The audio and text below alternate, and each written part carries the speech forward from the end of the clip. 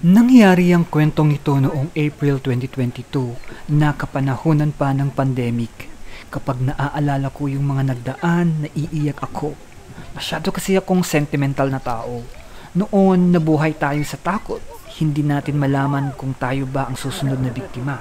Akalain mo yun, na-survive natin ng pandemic. Gusto kong balikan ang kwento ng beach na ito.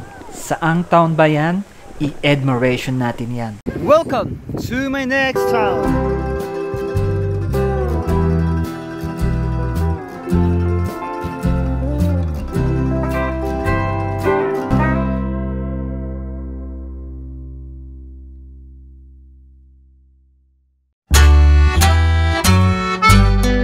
Kapanahunan pa ng pandemic noong kami ay pumunta sa beach na ito bilang isang pamilya. Sa Vigan, may dalawa kaming coastal barangays, ang Mindoro at San Pedro. Sa pagkakataong ito, pinuntahan namin ang San Pedro Beach kung saan matatagpuan ang dulo ng Vigan Airport.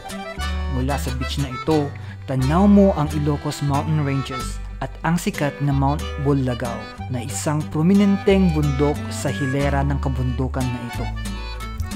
Noong pumunta kami rito noong 2022, ginagawa ang extension ng Vigan Airport. Literal na nasa beach area na ang dulo ng Vigan Airport dahil wala na itong expansion. Ang quality ng buhangin dito sa San Pedro Beach ay black sand, sapagkat ang buhangin na ito ay may yamang mineral na kung tawagin ay magnetite sand. Minimina ang buhangin na ito at binebenta sa mga gumagawa ng asero or kung tawagin namin sa Ilocano ay lando. Dito sa Ilocos, minimina talaga yan. Isa rin yan sa rason kung bakit malapit nang mabura ang isang isla sa Ilocos. At marami pang isla at coastal communities ang nanganganib. Medyo nakakatakot talaga noong pandemic, no? Pero nagawan natin ng paraan para bumalik sa dati.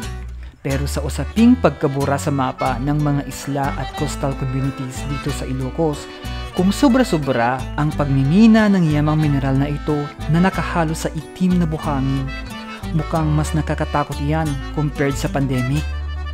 Kung naibalik sa dati ang buhay after ng pandemic, mukhang hindi naman na maibabalik ang dating tirahan ng mga taong nilamon na ng dagat. Naging masaya ang aking pamilya dahil na-e-enjoy pa namin ang black sand ng Vigan.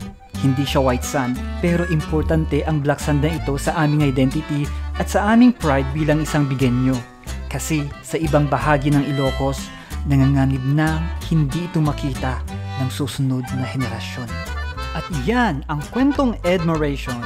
My name is Edmar Gukid, your town explorer. See you in my next town.